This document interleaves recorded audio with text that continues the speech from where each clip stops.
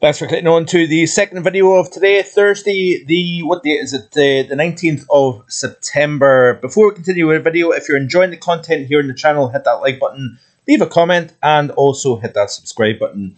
This is the arpege model looking at the breakdown in the pattern as we go through the next several days. High pressure is still dominating.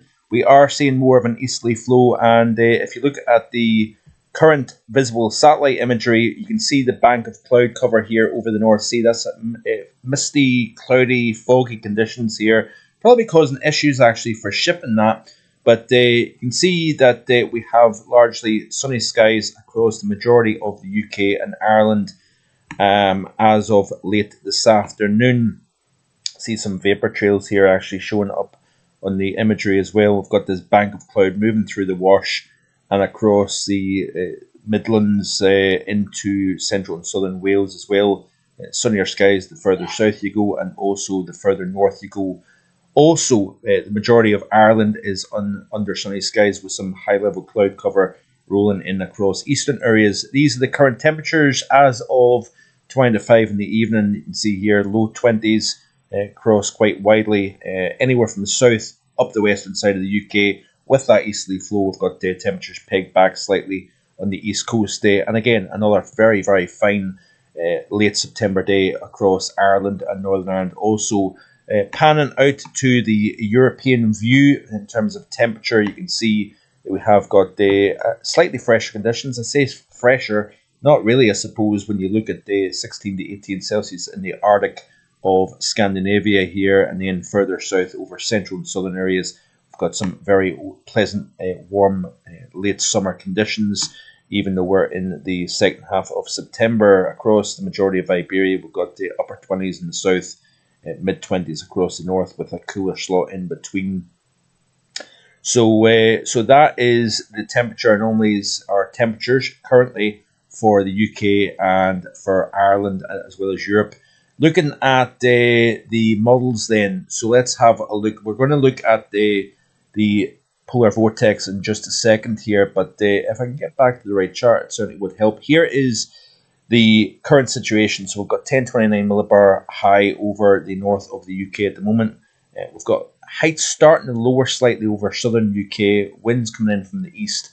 So that is the reasons why the east coast is slightly fresher. As we play through this, there's a lot of weather here across the south of the continent at the moment, but as we press towards the latter half of this week and into the weekend, what we're going to start to see is a lower pressure then starting to drift out of Iberia. Plenty of showers and thunderstorms mid and upper Iberia, if you notice here, but as we move into during the day on Friday, not a whole lot of shower activity here. Some of the models are indicating more shower activity compared to the arpege model. If we look at the arome model here, or the icon in fact, for the same time frame, again not an awful lot of shower activity. Looking at the GFS for the same time frame, it's showing a little bit more over Wales. Looking at the ECMWF, again not an awful lot of shower activity. And model runs yesterday actually indicated more convection developing over the UK as we had this little layer of colder air moving off the continent and in over the UK. In fact, if we look at the 850 temperatures here, you can see slightly fresher conditions now starting to redevelop. Currently warm conditions, especially across northern UK. We've got the warmest 850s in Scotland at the moment. And then as we move during the second half of this week, you can start to see that cooler air moving across the UK and Ireland. Going back to the overview chart here, and even for early Saturday, not an awful lot to speak about. Destabilizing the air, we're going to see the showers developing here, and it's really as we progress through the course of Saturday. Now, yesterday it was actually Friday that had this. It's more Saturday now by the models, but this is the ECM model showing an area of low pressure moving northwards over the UK and Ireland, and that is going to change the pattern overall. And then you notice here that the winds turn a little bit northerly for a period of time, as that low then drifts north and then east. And then essentially, with changes that I've already explained in yesterday's video in quite a bit of detail, changes that are taking place over the tropics as well as the North Pacific with a strengthening jet, that is going to have give the atmosphere a kick and a ripple effect. And we'll look at that in a second. But basically, as we move into the early and middle portions of next week, we've got deep areas of low pressure expected to move across the UK. Looks as if it's more southerly as opposed to the north. And then as these features then move to the east, we're going to see northerly flow here, and more systems moving in behind that. Looking at the GFS model for the same period here, just to see the evolution of the change taking place. So let's look at the bigger picture. So this is the here now, high pressure to the north, low pressure to the south. Play through the loop here. That feature then moves up into the UK as the pressure drops. Then we're going to start to see the jet strengthening over the West Atlantic, and then fire these areas of low pressure in. We're going to see the remnants of Gordon drifting north, that cooler air from Greenland drifting south, strengthens the jet, increases cyclonic development here, and then as we move into the middle portions of next week, we've got deep areas of low pressure moving in. It's as these lows move east, high pressure running up towards Greenland, that negative NAO signal. This is essentially what I've been alluding to for quite some time. Look at how deepening that feature is, and actually developing heavy snowfall over the mountains here with a 971 millibar low just to the east, northeast of Scotland next Friday here. But these are individual deterministic runs. It's not the GFS ensemble or any other ensemble for that matter. So again, you can't take these charts literally. But notice the setup here. Friday the 27th here, long way out. Obviously, it's over a week away. But look at the high building to the north, low to the east, and that northerly flow here. If we look at the 850s, you can see that we've got some fairly coldest air in months driving south according to the GFS. Looking at the same period off the ECM, again, like the GFS, indicating as that low moves to the east, we're going to see that southward discharge of Arctic air. So, polar vortex.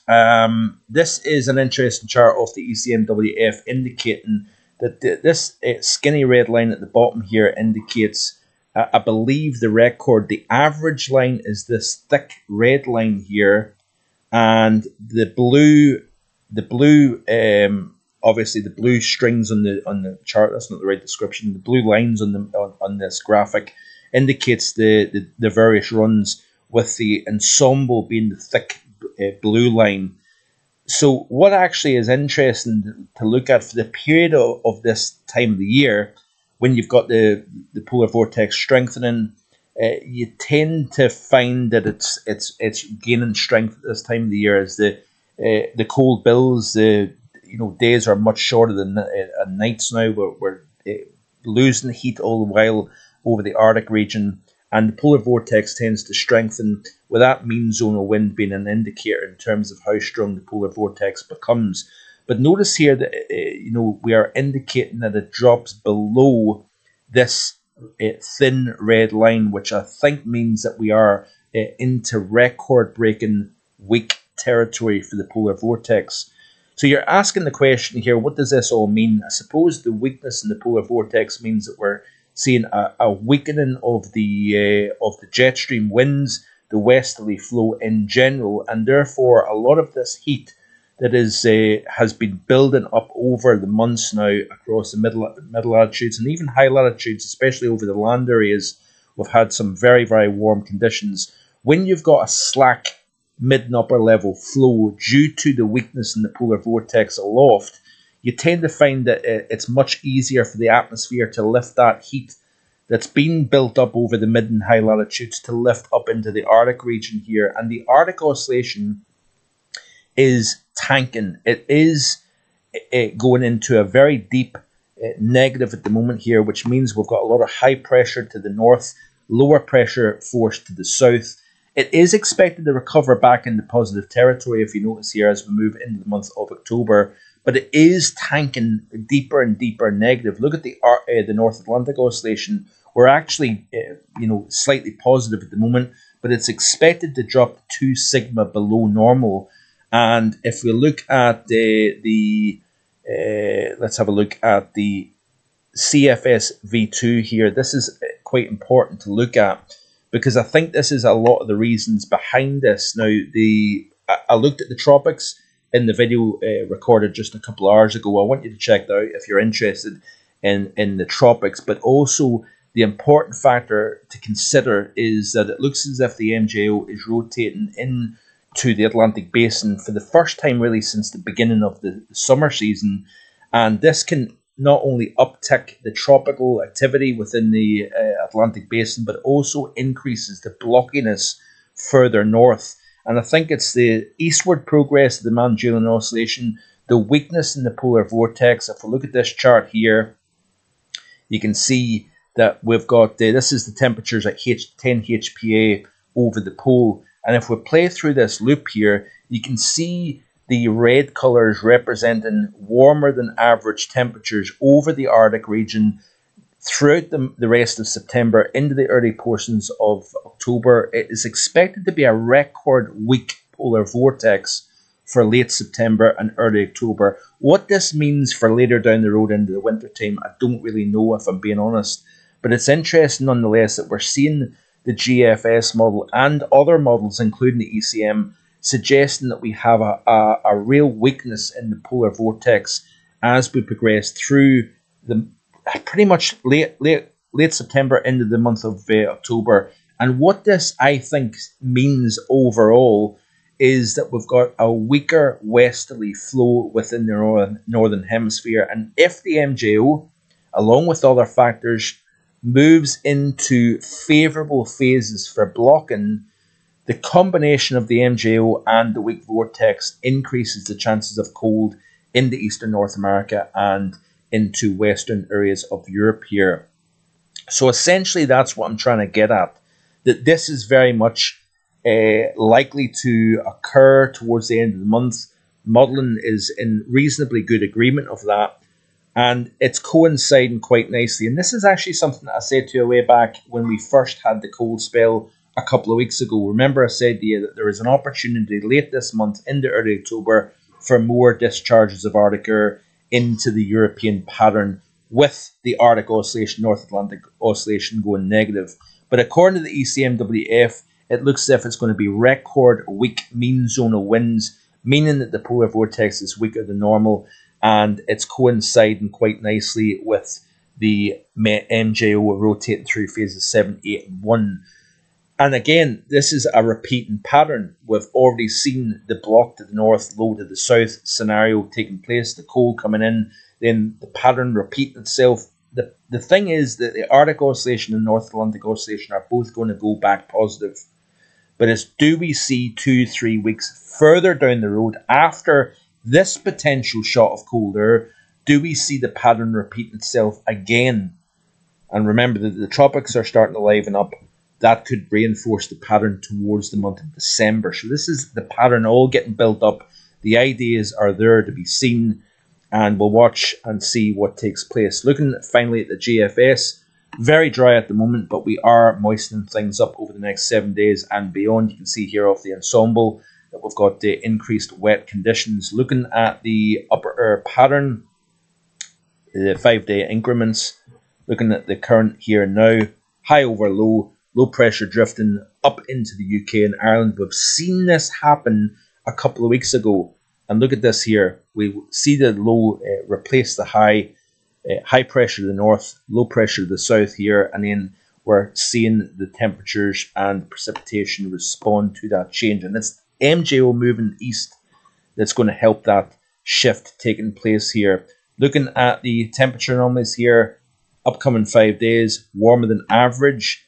And then as we see the changes taking place, there's the cold coming in to the Western European pattern. Then it will probably kick back out again towards the end of week 1 into week 2 of October. That is what I expect to see taking place with the NAO and the AO recovering. Finally, let's look at the GFS ensemble. This is the 500 millibar anomalies here, and I want to show you some of the reasons behind why this pattern is changing. It's all about the Roseby wave pattern and the wave breaking. And what we are seeing is changes taking place from the tropical Pacific up into the high latitudes of the Pacific. We're seeing the jet stream extension extend from Asia towards North America. And essentially that is having a ripple effect on the pattern. Look at this little feature right here up over the North Pacific Ocean. This is going to then tighten. And it's as you see the secondary feature moving through, what is happening is this is giving everything downstream that kind of nudge. And if you notice here, the high over the north of North America, Greenland, and Northern Europe here, areas of low pressure stuck underneath. There's that area of low pressure here now starting to move into the UK and Ireland here.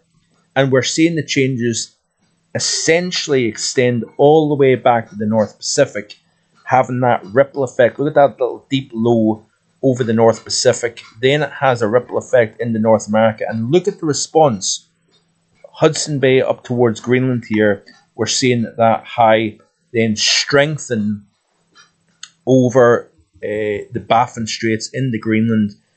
And then we've got a negative here between Greenland and Scandinavia. Watch what happens. It hooks up with the low that was to the south of the UK, and it deepens the trough. Then we increase the storminess from the Pacific, or from the Atlantic, sorry.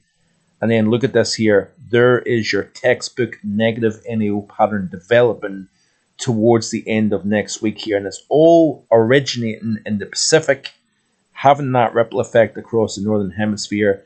And then eventually we're left with this scenario. Positive up over Greenland, negative over the UK and Ireland. Cool pattern developing. And then it's really, if we go back to the CFSV2, you can see here how this wave all the way progresses. And it actually goes back to where it started off. We're seeing the upward motion back in the Indian Ocean, maritime continent, sinking over the Atlantic. So we are essentially going to see this pattern changing back once again. Wouldn't be surprised if we see some very warm conditions mid and late October across both Eastern North America and Western Europe here. So this pattern is going to come, it's going to go. You can see, hopefully, what I'm getting at here. This is an interesting time to be on the channel. Because we're building the ideas for the winter. We're also looking at the change, the transition from summer to winter. So keep it right here in the channel. Like and subscribe. See you again tomorrow with more. And do check out the Tropical Outlook that was released earlier on as well. Bye for now.